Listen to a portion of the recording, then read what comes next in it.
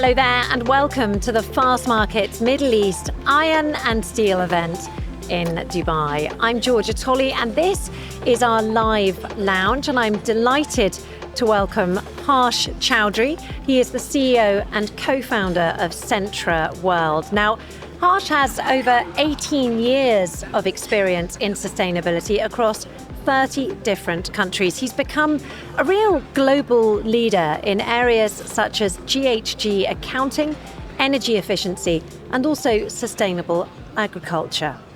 His impressive career spanned over a decade at McKinsey, where he rose to the position of associate partner. In 2023, Harsh took the leap to co-found Sentra World, which blends artificial intelligence with sustainability, with an aim to empower businesses in their decarbonisation efforts. And today, we're going to explore his remarkable journey, insights into sustainability, and vision for the future of the industry. Harsh, thank you so much for joining us today. Thank you so much, Georgia. Thank you for having me here. Oh, I've got so much I want to talk to you about because you really are at the sharp end of everything that is trending at the moment. And I'm really interested as well about that leap that you made between McKinsey and starting your own company. Let's start with that, in fact. You know, what actually inspired you to co-found Sentra World? You know, and what excites you most about your role today? Great question, Georgia. I think, the shift or the transition from a structured career at McKinsey to jumping into the abyss with a startup has been very, very exciting, very, very fun, but also very challenging. I think the primary reason for starting up was that I've always been tied to the problem, right? The problem of solving for sustainability. Now, while at McKinsey, I think it gave me great opportunities to do that, but I felt that being on my own and working solutions out on my own, outside of a consulting sphere, being able to not just consult but do, would present a better opportunity for me to create real impact. That was reason number one. Reason number two was, I think, the hustle that I see around in startups. I think that hustle really, really drew me in. And, I love being occupied for 16 to 18 hours a day with things, and a startup is just the right place to channel that energy. It is all consuming. It sounds like you're happy to be busy a lot. And I'm really interested by what you said there about wanting to do. Do you have a personal drive to help to save the world, to put it in its most explicit term, to help reduce people's carbon footprints, companies' carbon footprints? Absolutely. I mean, if you think about the industrial manufacturing sector, that makes up 60% of global greenhouse gas emissions, and global greenhouse gas emissions are probably one of the biggest reasons that we see for climate change, right? And I have two small kids at home, and when I think about what are we leaving behind for them, it doesn't look very nice. I mean, I think everybody needs to do their part to leave behind a more positive legacy, which is going to hopefully sustain the world for generations to come. I think that has been my personal drive, and I think, the other part of me is very rooted in business, right? And there, I felt that sustainability and business were not so connected, and they ought to be connected. Otherwise, I mean, they're part of the same coin, they're two sides of the same coin. Unless you're being able to make your company sustainable and profitable at the same time, sustainability itself is not going to be sustainable. Yes. So we have to look at how you're adding profitability and sustainability into the same sentence, and both of them are happening together. And that's what at Sentra World, that is our primary focus. Because if I go and talk to a steel player and you tell them that I'm going to plant 10 trees for you, they'll be like, okay, fine, good for you. But if you tell them that I'm going to do this, you're going to reduce your emissions, you're going to grow your top line or reduce your bottom line, then you're talking. And oddly enough, that is one of the key messaging coming out of the UAE government. They're very keen to emphasize the fact that sustainability doesn't mean loss of profit. In fact, it can mean the very opposite. You've worked now for more than 15 years in this sector in many different countries. I'd love to hear about one of the most transformative projects that you've been involved in, just in many ways because it is inspiring. Right. I think there have been a few, and I can talk about my time at McKinsey and then at the startup as well, right, at Sentra World. I think my time at McKinsey, this was literally the first piece of work that I started doing I was an analyst that time, and I was like, bottom rung, and we were building these things called the greenhouse gas abatement cost curves. It's a mouthful, but essentially we were accounting for every ton of CO2 which is released into the atmosphere from every part of the world. So if there are 40 gigatons of CO2 which are released into the atmosphere, which countries is it coming from? Which sectors is it coming from? How many cars are there in Poland which are leading to what emissions? So that we built up this huge database, right? And basis that we started to suggest to governments, to organizations on what they could do to reduce their CO2 emissions. And this was way back in 2007-8 and things. That's the time, 2008, the financial crisis hit, oil prices went down, and the conversation was always very much happening in Europe, and that too in Northern Europe, in Stockholm, in Denmark. These conversations were happening there. I was based in India that time, and I think what really struck me was that, majority of the population is in Asia right now. What are we going to do about it? And then I went around asking people, so who's going to pay for climate change and sustainability work in Asia? The answer was very clear: nobody. Nobody's going to pay that, and especially around the last financial crisis. But there was one part of it which was energy efficiency, which helps you reduce your emissions, but at the same time it hits your bottom line. So then we started to take that up as part of McKinsey, set up a few capabilities, tools, etc., and a business around it, where we would then go, literally I'd be living out of a suitcase for the next 4 to 5 years, go from one factory to the next. One week you're in Japan, the other week you're in Australia, spend a week at each manufacturing site, come up ways in which they can reduce their energy they can improve their energy efficiency and bring that all back out. So it takes a whole lot of different activities to really make all of this work, and then later on got into the other side of things of sustainable agriculture and things, right? So coming back to your question, the part around developing that massive database was really, it was eye-opening, especially coming out of university where things are theoretical. For the first time you're dealing with so much of information, really crisp insights, and it gave me the opportunity to go and talk to heads of government, and for example in UAE, in Poland, in Malaysia, in the US, in India, with this information, and I was dealing with all of this data. So that was truly eye-opening. Then a lot of work that I did working with individual companies, individual manufacturing companies, semiconductors, steel companies, etc., advising them on how they can reduce their emissions. Those were nice. I did a short stint in sustainable agriculture, so I used to work with a lot of plantation companies in Southeast Asia, in Malaysia, in Indonesia. And literally I would spend weeks in these places where there would be no cell phone connections, etc. So travel by boat, travel by one or two helicopters here or there, reach sites where you had these large parcels of land, 2 million acres, 5 million acres, and you're figuring out ways in which how you can actually reduce flooding happening in them, right? So visiting all of these places, doing early versions of AI and mathematical modeling on how to do that. So that was very interesting. And at Sentra World, I think, I won't say it's a project, but it's just a continuous stream of just building your own business on as you said, a hot and trending topic like sustainability. But I think the challenging part is also how do you get your customers to truly understand what this is, what it means for you. So I think all of them have had different challenges, but all of them have been extremely rewarding.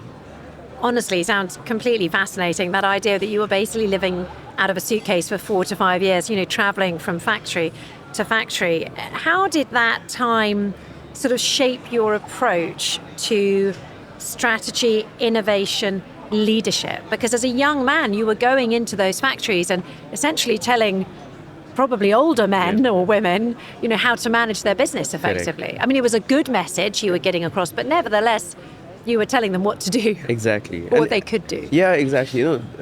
And that, I think the first few times that's what used to keep me up at night, that I was probably all of like mid-20s and I have to go and tell people who have very long successful careers behind them and tell them that whatever you're doing was not 100% correct. Or wrong. Or wrong. So, but you never said that. I know, obviously I never said that. But I think there are 2 or 3 things to it, right? Number one is just around humility, right? You have to approach any discussion with humility. You can't come across as being brash. How much information or knowledge or value add you may have, you have to approach it with humility. The other thing was, it's all about people, right? You need to convince people that this is good for you, understanding what their motivations are. I've met factory managers who are at the end of their career, right? They have another year to go. And they're like, hey, I mean, I don't want to rock the boat now. I just want to do what I'm doing, retire, have my send-off party, go live with my grandkids or whatever I want to do. But you're convincing this person that, hey, you need to change a few things before you make all of this. So truly understanding what their psyche is, maybe then you're talking to them about legacy. What is the legacy that you're leaving behind? It's your last year. What will your company remember you for implementing this program or for some other things, right? So I think just finding out behind each person what is the motivation, because see, technical improvement ideas like making an adjustment to one machine here there, that a lot of people will be able to do and guide. But truly working on the change management part of that and seeing what drives them, I think that is something which I found was a key to doing this. And I think the third part was you have to be knowledgeable. You can't just wing it. There's no shortcut for that. When you approach when I used to do these site visits, I used to do like a week or 2 weeks of homework to truly understand what this plant was, where is it that they were sourcing the energy from, whatever public news was there, so that you also come across as not just showing up on day one and say, okay, let's go, but really coming up with the right information and the right tools, and be open to the fact that you will be corrected. That's how you're going to learn. Really interesting to hear about your career path there. I'm now going to bring you to the future, to the now. Sure. Because I know that Sentra World really focuses on using technology to drive ESG in the industrial space. Yes. So can you tell us a little bit more about how that platform works? Absolutely. So, when we started this off, I started this together with a very good friend of mine. Both of us were at McKinsey. His name is Vikas. Both of us started our careers together in the same office. I moved to Singapore, he moved to Dubai, and then we reconnected. And obviously, we've known each other for a really long time. But when we started this off, and this was about 2 years back, we said we wanted to do something in sustainability. We wanted to work with industrial companies, and we wanted to use technology. Those were the three pillars that we set, and we said, okay, let's think of a business around this. We know these are the three topics that we know. If we can't go out and sell T-shirts, or we can't do something else, or have a financial business, etc. Let's focus on topics that we know. So then we went and talked to many of our ex-clients who are now professional friends. We went and told them that, hey, we can do. You set a net zero goal or whatever. How can we help you out with it? Can we do some consulting work for you? Can we implement projects for you? What do you want? Because we are focused on the outcome. We want to make sure that you are meeting your net zero goal. They said that the first thing that we need to do is we need to know what our emissions are. And we said that seems like a trivial problem. I mean, you guys publish annual reports and things. And with a cheeky smile, a lot of them says, yeah, we know what those numbers are made of, and they are a one-time activity. They come out 6 months after the entire activity is over, so you can't do much about it. But we need to get to a point, right, where we are using data to tell us where our emissions are, to tell us where we can actually reduce, where are the anomalies there, the analytics around it. So that was one part. Then they also said that, we said, okay, there are software programs around that, why don't you use that? They said the problem is that none of them are sector specific. So which means that if I'm going to a steel player, I cannot go to that person and say, this is a software and it's going to be applicable to steel, cement, aluminum, buildings and agriculture and everything else. It needs to identify that I am a gas DRI player who has ABC rolling mills who's supplying into somewhere else. These are my raw materials. If you're not speaking that language, you cannot expect somebody to come and train your software and adapt to it and things. So this is called, in software as a service, this is a vertical SaaS. So it goes on a vertical, which is we are focused on the steel industry right now. So that was the second ask for them, that make it sector specific. The third one was they said, you have to make it simple. There are tons of people who come and tell us that so many regulations, so many taxes, so many systems, so much data, and they confuse the hell out of us, right? You need to come in and, sustainability is a complicated topic. Manufacturing is complicated. You can't put both of them together and make another complicated square. You have to make it simple.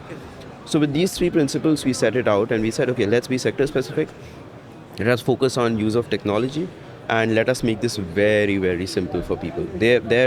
Steel makers should continue to make steel. They should not be focused on writing sustainability reports. That's our job. So that's where we infuse technology. So what we essentially do is we collect data from companies.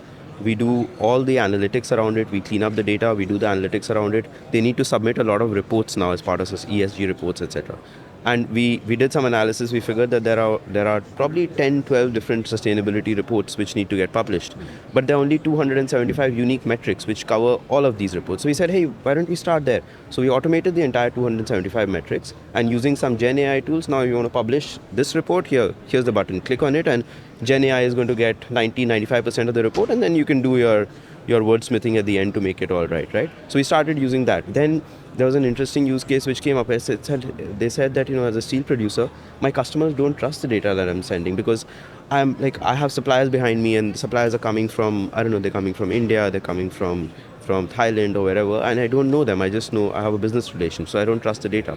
So we said, why don't we put blockchain in there? So now we have a blockchain solution where right from the iron ore mine to the transportation vessels, to the power plant, to your DRI plant, and through the entire cycle right till the time that the steel gets scrapped, all the emission numbers can go on the blockchain. If you have the access rights, you can go and mine that data, you can get it out, and that data can never be erased, can never be changed. So if you're, let's say, a steel user, like a construction company in, I don't know, Frankfurt, right, and you want to know, hey, where is the steel coming from? You use it and you will know which mine. Maybe it came from a mine in Brazil, then it went to Qatar for pelletizing, then it came to UAE for steel making, then it went to a distributor in, let's say, in Hanover, and then from there it went to Frankfurt. You were able to see that entire part. So this visibility, traceability, etc., all of that is solved for through blockchain. I mean, that is key for companies in Europe because they're required to issue those types of reports, and it's becoming more prevalent here. I have to say, there was one stage in that answer where I was slightly open-mouthed, sort of my jaw came down. This idea that, people would have spent years creating these reports. Correct. And now you just got AI doing it at a punch of a button. Exactly. I mean, that is absolutely extraordinary. You must be hugely popular in the industry. No, it's good, right? See, for example, this regulation of CBAM, the Carbon Border Adjustment Mechanism, right? It has thrown people all over. I mean, people are really confused right now on what to do. Also because 2026 onwards, there are dollars or euros attached to it. Yeah. Whenever you attach a euro to something, a dollar value to something, focuses the mind, doesn't it? Exactly. now the question from people is that, hey, what am I going to do about it? Because when we did some calculations, we realized that companies would be paying, 10, 20, even up to $100 per ton of steel to be able to cover these carbon taxes. And now there are similar CBAMs coming up in UK. We'll see what Donald Trump decides to do, but he's also going to be, again, my personal view, that he will want to protect local industry. Yeah. Climate is a great way to protect local industry by imposing taxes on foreign, and you can't break like a free trade agreement, so you impose a carbon tax on it, right? So they're coming up with something. India has a CCTS. UAE is coming up with their carbon registry in December this year. Thailand, Malaysia, Australia, Korea, all of them are coming up with some sort of carbon taxes over the next 2 years. So in the next 2 years, if we meet again in, let's say, Fastmarkets 2026, we will be seeing a completely different regulatory landscape for carbon taxes in all major steel producing countries. Very, very interesting to hear that. And I'm going to just tease out the sort of AI element of our conversation because it is becoming such a key enabler for sustainability.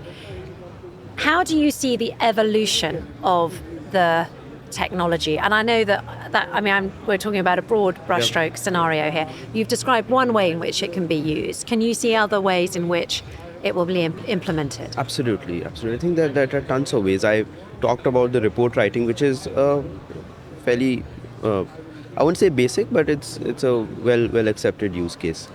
Now there are ways. Talked about the trust part, right? There is a trust deficit right now on CO2 emissions data.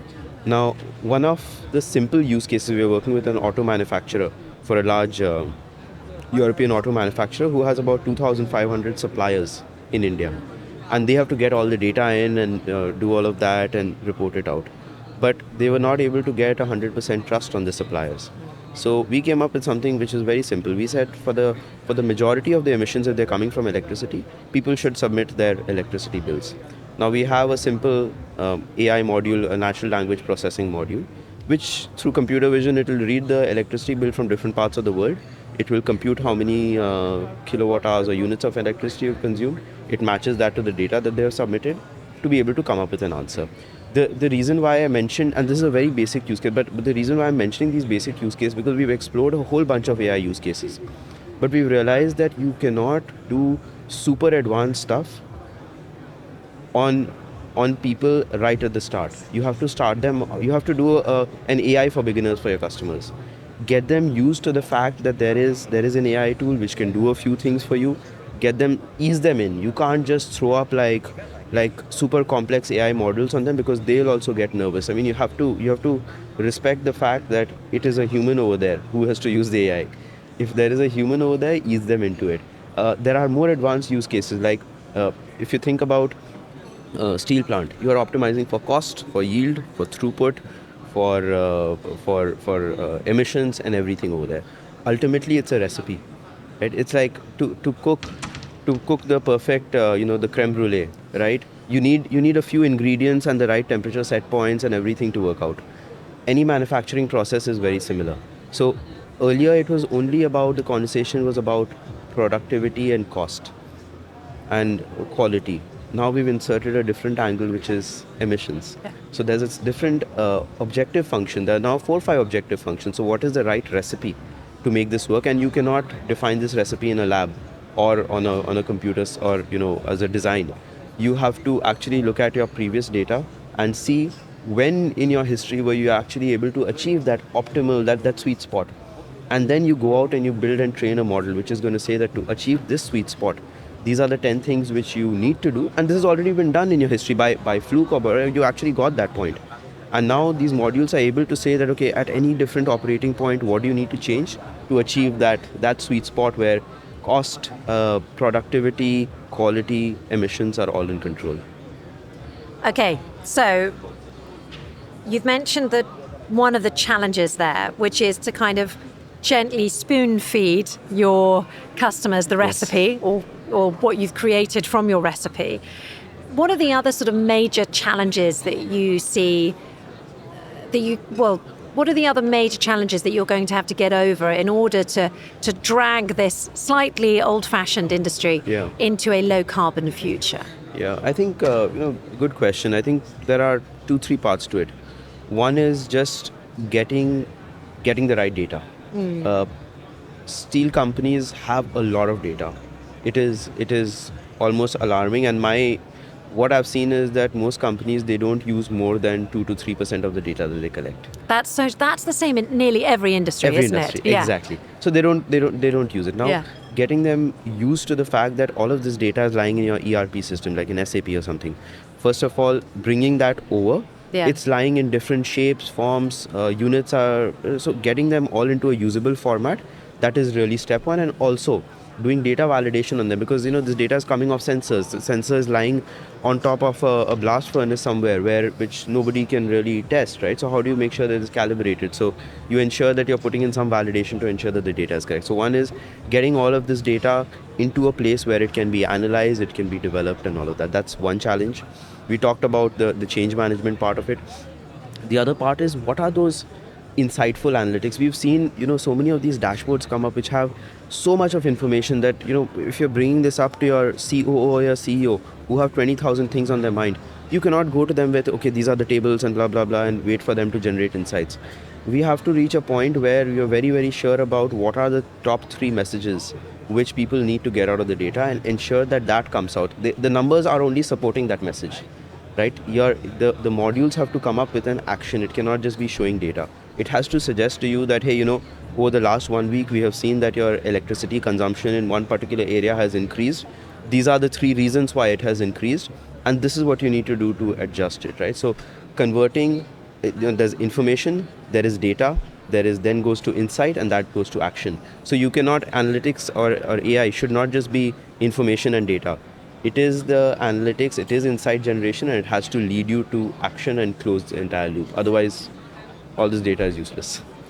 We talked about the global regulatory framework that is advancing and progressing around the world. I'd like to bring it back to the UAE in particular, and I suppose the wider Middle East, but the UAE in particular. Is there a feel that governments understand what the market needs? Is there a sense that governments are working alongside the industry to change the regulatory framework, or is it being imposed? Yeah. No, I think the UAE government, hats off to them. I mean, the way that they led COP28 last year. Yeah. It was like a work of art. If you're sitting on the sidelines as I was and watching them facilitate the whole thing and carry on the discussions. I mean, we see the the UAE pavilion at COP29 as well. I mean, it's you can see that their effect is not just for that year; it is everlasting. It is going to last for decades, right? Whatever they were able to achieve. So I think I don't have a shadow of a doubt that they actually understand what the problem is. Yes. They have the resources to deploy it. They are very, very closely tied to industry. They understand that part. The carbon registry, which is the carbon credit trading system, which is going to get launched later this year. It has been in discussion for a few years now, and it should. It cannot be that you think of something and next day you're implementing it. It has been thought of, and they're also taking steps at it. They're not rolling out like emissions are divided into scope 1, 2 and 3. Scope 3 is all your supply chain emissions. They've said, okay, let's go slow, let's ease you into it. Scope 1 and 2, let's start with that, then we will get into scope 3. So they understand that part. They have said that there will be a carbon trading platform. They're inviting private entities to come and set that up, to do all of this. We see through various agencies, we see the amount of funding which is now available for startups in the UAE.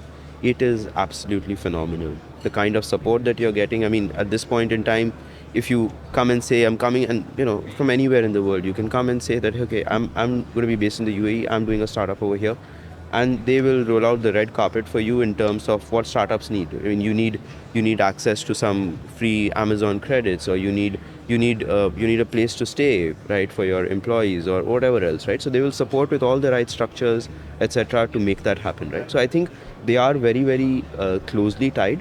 I think they will just have to keep the momentum up now that we are entering this carbon tax regime system for the next 4 to 5 years. We'll see a lot of this happening.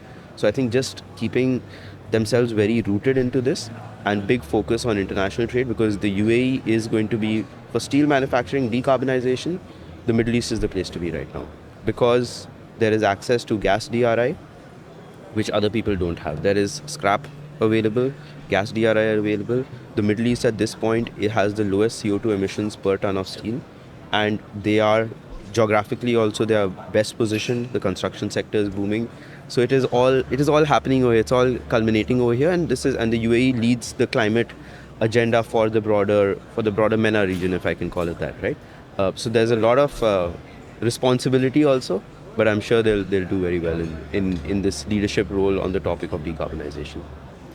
I have got one final question for you, and it's one we've been asking all of our guests on the Live Lounge, Right. because it focuses around the conference's theme, which is Transform Tomorrow Together. What does that theme mean to you, and how do you see it impacting on the industry's future from your perspective? Well, it's a great theme. I love it because the 3 words, transform, it means that you are creating not just an incremental change, but really a big change, right? A transformation is not just about moving the needle from 50 miles per hour to 60. It is how do you go from either 50 to 0 or 50 to 100, right? So that word around transform is very, very strong and very powerful, and we have to go deeper into that, because with climate change and sustainability, it cannot be incremental changes. The way we are right now, we are at, catastrophic effects happen at 1.5 degrees temperature increase over prehistoric era. We are at about 1.2, 1.3. So we have to do a big change. So the transform is important. Tomorrow is also very important because there are many people who are kicking the can down the road, right? We will do net zero in 2050, we will do net zero in 2060 and 2070. All those are great.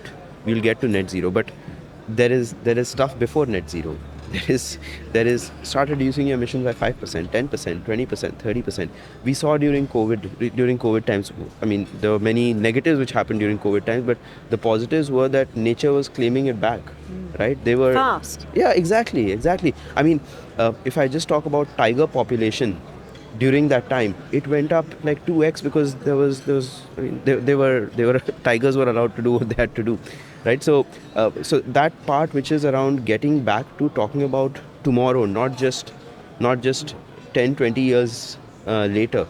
And I'm taking a slightly different different interpretation of the word tomorrow. But for me, tomorrow means immediate. It has to happen I like now. that. I like the immediacy of tomorrow. Correct. It's almost as close as today. Yeah, exactly. I mean, it Yeah. has to happen. You plan today, you do tomorrow. So that urgency has to be there. Yeah. And the together part is also great because, see, it's an ecosystem at the end of the day. I mean, steel players are leading this ecosystem. If I just talk about the decarbonization of steel players are obviously at the center, but they cannot do it alone. I mean, they are manufacturers of steel. They should not be even be expected that you're going to have AI solutions. You are going to be providing every service possible. You're going to do report writing. You're going to come up with technologies to inject more biomass into your boilers, or etc. I mean, they're not there to do that. So that ecosystem word is very important because, and I think a lot of companies started to respect that. They've said that I cannot do everything on my own. I'm going to form a body and I'm going to invite startups. That's why a lot of now companies have these startup programs. You come be a part of it, deploy your solutions, we'll give you some, it's almost like a PhD stipend, right? You get that, you come, you use our facilities, etc. So a lot of this is actually happening. So it's a perfect theme, right? It's a perfect theme around big changes, start immediately and involve those around you. That's my interpretation. Thank you so much, Harsh. Really, really appreciated your insights. They're absolutely fascinating stuff. Thank you so much for having me. It's been a pleasure. And if you want to hear more interviews like that, please do be sure to subscribe to our podcast. Of course, you can find it on YouTube, Spotify, Apple and Podbean, or wherever you get your podcasts. And for more information on our upcoming events and more industry content, please check out our website, fastmarkets.com.